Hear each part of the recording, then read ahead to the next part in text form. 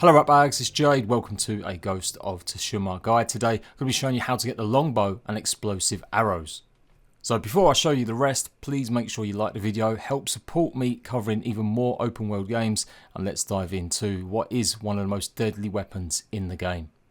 So unlike the half bow, which you pretty much get after you've completed the prologue and it's one of the very first missions, this mission doesn't actually open up and you can miss it altogether while you go to the next act, so you may not actually be able to get longbow for a good while.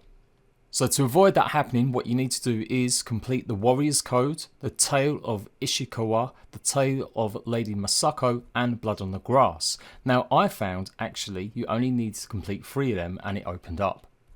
So the mission is called the Curse of Uchitsun, and you're going to be doing this. It takes you quite a while as you've got to travel across various places, and if you haven't been there already, you're obviously going to have to use your horse instead of fast travel. So first things first, go ahead and travel to Hayoshi Springs. This is where you're going to find the storyteller or musician that will give you the start of the mission. Story of Uchitsune awaits. Long ago, an emperor and his palace were plagued by a winged demon. The emperor sent for Uchitsune, the most renowned archer of his time. Don't worry, I'm not going to play the whole cutscene, but yes, you are looking for the fabled bow from Uchitsun. And I will butcher these names all day long. So you have to travel east and you're going to be looking for blue flowers on the Hayoshi coast. It really isn't very far. They will have the marker obviously showing you, and you can see in amongst the bamboo trees you've got the blue flowers. You'll come across an entrance to a tomb right here, and this is what you're going to be going into to get the first part of the basic treasure hunt. It's a pretty small, simple cave. You won't have to be running around lots of corridors, so I won't explain it too much, but drop down and at the end here you're going to get your first big clue. So you now need to go and look for Ichitsun's tomb. As you leave though, you will be talking to maybe the enemy that you're going to face a bit later on. Is it the mad ghost of Uchitsun, or is it just some weirdo monk? It's not very hard at all to find these. It will leave it on the marker more or less in the area where to search, but otherwise you've got the picture to keep reference as well. So keep exploring the coastline until you find this small little inlet. It is pretty small, and this is the only real way that I could find to get it down, and this will take you down to the coast and you can see the tomb or the little mini island ahead of you. Swim across, as you can't take your horse, he won't go, it's too deep. And again, nothing too complicated, just simply go to this opening and you'll find another clue and another picture showcasing where you'll take on a battle with the next monk. That mad monk seems intent on stopping you, or at least warning you away from the bow, so it must be pretty powerful. Again, you don't have to travel too far, just in between Hayoshi Springs and a trapper's camp, you'll find the location here of the mountain with the blue flowers. Head through the gap over the rise and just along, and you should come across a small little altar or statue, and this is where you're going to get the bow and then take on that mad monk. You'll notice there was a trap. It looks like some hallucinogenic gas has been released, and this is what takes you to battle the demon. We'll see something. It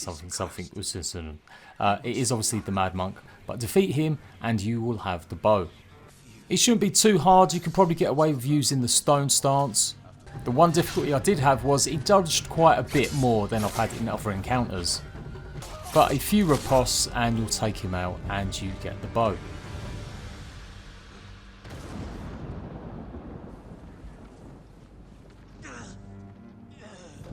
And that is pretty much how you get it and how you get explosive arrows. Now, you only have a few arrows on you. Hopefully you'll be able to upgrade it if you've got plenty of supplies so you can hold more. I'm going to show you what kind of damage it does now against enemies.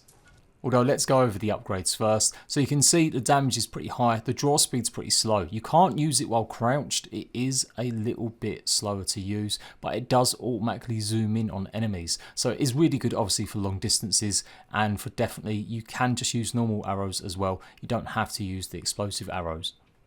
So here is the bow in action. As you can see, it automatically zooms in. That's not me doing that. And then you can fire off and get some decent headshots. After that, I'll switch to the explosives, which you can see now. Just press the triangle button to switch to them. And boom. That's how much damage it does. Really good. Doesn't kill some of the enemies outright though. So I'm guessing if you keep upgrading it, you will be able to maybe get that function. But a couple hits and they mostly will burn to death. I hope this little guide has been useful. If it has, please make sure you like, subscribe, and go and check out the rest of my Ghost of Tsushima content. I will see you rat bags for another video very soon.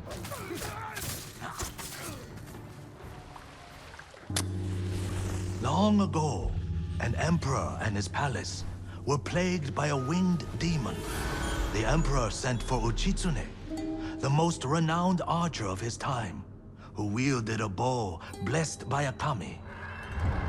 When the demon next came, Uchitsune was ready, longbow in hand. His aim was truer, and his arrows flew farther than any archers in Japan. Uchitsune loosed a single arrow. It pierced the demon's heart. As it fell to the ground, it cursed Uchitsune with its final breath.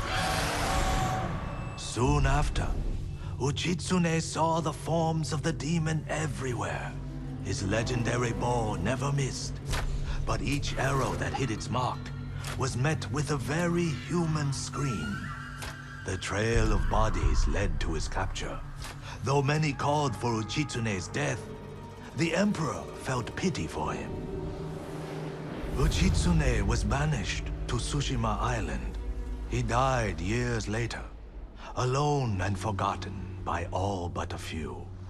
The demon-slaying longbow has remained hidden here since his passing. Some say it awaits a worthy master. Others believe it still holds the demon's curse.